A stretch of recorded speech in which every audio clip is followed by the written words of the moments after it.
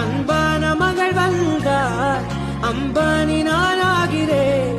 இந்த இன்ப மகாராஜ பெற்ற புது ரோஜ எலிசபெத் ராணியின் பேத்தியே.